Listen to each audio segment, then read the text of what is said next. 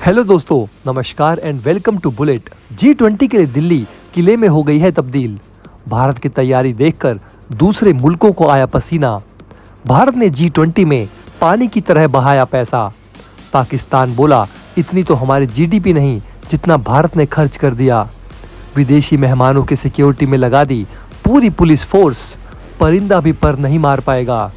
नीचे पुलिस की चौकी, ऊपर वायुसेना का पहरा और जमीन पर पुलिस और सेना। हाई अलर्ट पर भारत की राजधानी। तो दोस्तों, देश की राजधानी दिल्ली में G20 समिट 2023 होने जा रही है। इस बार भारत विश्व के सबसे मजबूत आर्थिक संगठन में से एक G20 सम्मेलन की मेजबानी कर रहा है। इस सम्मेलन में दुनिया के 40 से ज्यादा देश और राष्ट्राध्यक्ष शामिल होने वाले हैं। इसलिए दुनिया भर की निगाहें इस शिखर सम्मेलन पर रहने वाली है और साथ ही साथ भारत और भारत की राजधानी दिल्ली भी लाइमलाइट में रहेगी। इस आयोजन में सिर्फ अब 10 दिन ही रह गए हैं। 9 और 10 सितंबर को G20 शिखर सम्मेलन का आयोजन हो रहा है। G20 समिट 2023 शिखर सम्मेलन में शामिल होने वाले कई मेहमानों के भारत आने पर अभी भी असमंजस बना हुआ है। हाल ही में खबर ऐसी आ रही है कि चीन के राष्ट्रपति शी जिनपिंग भी इस समारोह में शामिल नहीं होंगे। उनकी जगह चीनी प्रधानमंत्री ली कियांग भारत आएंगे। इसी के साथ साथ G20 की अध्यक्षता भारत के लिए एक बड़ा राजनयिक अवसर लेकर आई है। G20 शिखर सम्मेलन के आयोजन में अब मुश्किल से हफ्ते भर का समय ही बचा है। तैयारियां जोरों पर हैं। सिक्योरिटी, ब्यूटिफिकेशन, सड़कों के निर्माण, इंफ्रास्ट्रक्चर डेवलपमेंट और ग्रीनरी पर जमकर खर्च किया जा रहा है। NDMC एरिया में ब्यूटिफिकेशन पर अब तक 60 करोड़ रुपए खर्च किए जा चुके हैं। दिल्ली सरकार के फॉरेस्ट डिपार्टमेंट ने 16 करोड़ रुपए और PWD ने सड़कों के सौंदर्यीकरण पर अब तक 45 करोड़ रुपए खर्च किए हैं। दिल्ली पुलिस इस मामले में सबसे अधिक है। सम्मेलन के दौरान सुरक्षा व्यवस्था चाक चौबंद करने पर अब तक 350 करोड़ रुपए खर्च किए जा चुके हैं। पाकिस्तान की आवाम तो भारत की तैयारियां देखकर दांतों तले उंगलियां दबा रही है। पाकिस्तान की आवाम, जिन्हें इस समय 2 वक्त की रोटी भी नसीब नहीं हो पा रही है, वो भारत की मेजबानी को देखकर हैरान परेशान हो चुकी है। G20 के आयोजन के लिए पानी की तरह पैसा बहा रहा है, तो वहीं पाकिस्तान की इकॉनमी धराशायी होने की कगार पर है। आपको बता दें दोस्तों कि G20 समिट 2023 उन 19 देशों से बना है जो पूरी दुनिया की जीडीपी का करीब 85% है और G20 के देश इंटरनेशनल ट्रेड में करीब 75% का योगदान देते हैं। ये आंकड़े दुनिया के लिए कितने बड़े हैं, इसको समझा जा सकता है। लिहाजा इस शिखर सम्मेलन में जो भी फैसले लिए जाएंगे वो आने वाले दिनों में पूरी दुनिया के लिए बेहद महत्वपूर्ण होंगे। G20 समूह साल 1999 में अस्तित्व में आया था, जिसका मकसद पूरी दुनिया को इकोनॉमिक क्राइसिस से बचाना था। इस सम्मेलन की शुरुआत में सदस्य देशों के फाइनेंस मिनिस्टर और प्रमुख बैंकों के गवर्नर्स को बुलाया जाता था, मगर समय के साथ साथ इस समूह का दायरा बहुत बड़ा होता चला गया और इस समय सभी देशों के राष्ट्रीय अध्यक्ष इसका हिस्सा होते हैं। भारत की तैयारियां इस समय जोरों शोरों पर हैं। सिक्योरिटी और ब्यूटिफिकेशन पे तो ध्यान दिया ही जा रहा है, साथ ही साथ हेल्थ डिपार्टमेंट भी इस समय एक बड़ी चुनौती है। लेकिन दोस्तों, दिल्ली में इसकी भी बढ़ चढ़ कर तैयारियां कर ली गई है। दिल्ली के स्वास्थ्य मंत्री ने कहा कि सभी उन्नत सुविधाओं से सुसज्जित 106 एम्बुलेंस आने वाले G20 शिखर सम्मेलन के दौरान किसी भी हेल्थ इमरजेंसी से निपटने के लिए पूरी तरह से तैयार हैं और 24 घंटे हाई अलर्ट पर रहेंगी। स्वास्थ्य मंत्री ने शिखर सम्मेलन के लिए की जा रही स्वास्थ्य देखभाल व्यवस्थाओं की समीक्षा के लिए दिल्ली स्वास्थ्य विभाग के शीर्ष अधिकारियों को इसके तहत विभिन्न अस्पतालों के वरिष्ठ अधिकारियों की बैठक की अध्यक्षता करते हुए ये बात कही।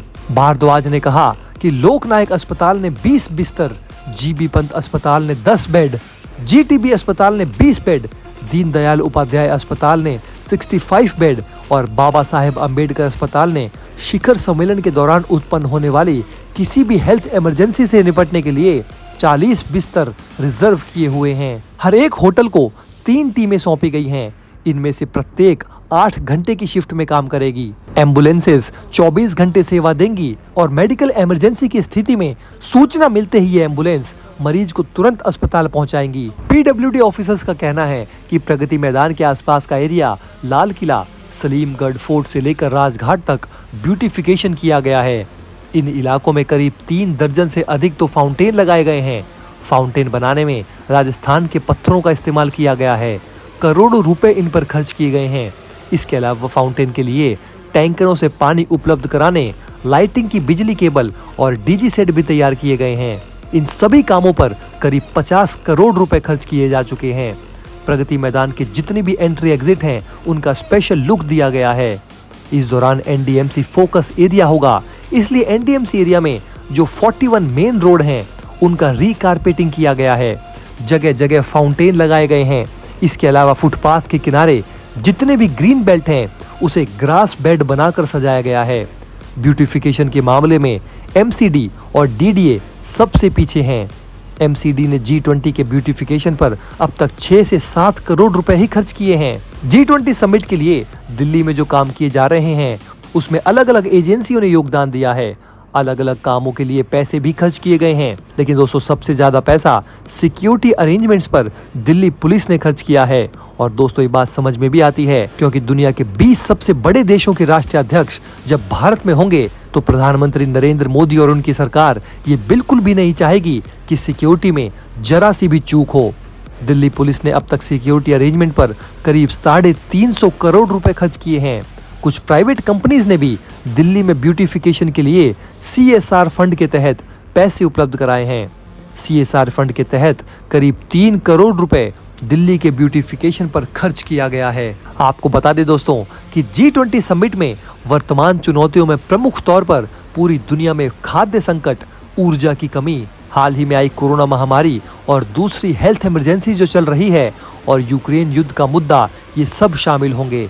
G20 शिखर सम्मेलन में अमेरिकी राष्ट्रपति जो बाइडेन, चीन के राष्ट्रपति शी जिनपिंग और ब्रिटेन के प्रधानमंत्री ऋषि सुनक सहित 25 से ज्यादा दुनिया के नेता शामिल होने जा रहे हैं। ये शिखर सम्मेलन 9 से 10 सितंबर को होने वाला है, जिसमें 2 देशों को छोड़कर बाकी सभी देशों के प्रमुख नेता शामिल होने आ रहे हैं दिल्ली।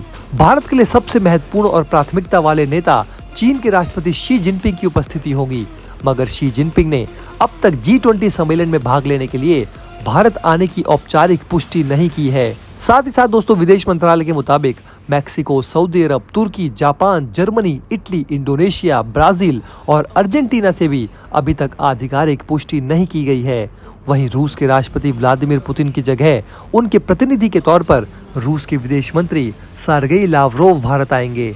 क्योंकि इसकी मेजबानी भारत कर रहा है, लिहाजा सरकार G20 शिखर सम्मेलन को लेकर सुरक्षा व्यवस्था में किसी भी तरह की कोई कमी नहीं छोड़ने जा रही है। दिल्ली में जमीन से लेकर आसमान तक निगरानी रखी जा रही है। दिल्ली के आसमान में किसी भी संदिग्ध गतिविधि, UAV या ड्रोन पर कड़ी नजर रखी जाएगी। वायुसेना के लड़ाकू विमान अलर्ट पर रहेंगे और दिल्ली हवाई क्षेत्र की सुरक्षा के लिए वायु रक्षा मिसाइल प्रणालियों को तैनात किया गया है। भारत और मोदी सरकार द्वारा G20 के लिए की जा रही इस पूरी तैयारी के लिए आपकी क्या राय है दोस्तों, हमें नीचे कमेंट बॉक्स में लिखकर जरूर बताइए। तो दोस्तों मिलते हैं आपसे अगले वीडियो में। वीडियो को लाइक और चैनल को सब्सक्राइब जरूर कीजिएगा। जय हिंद।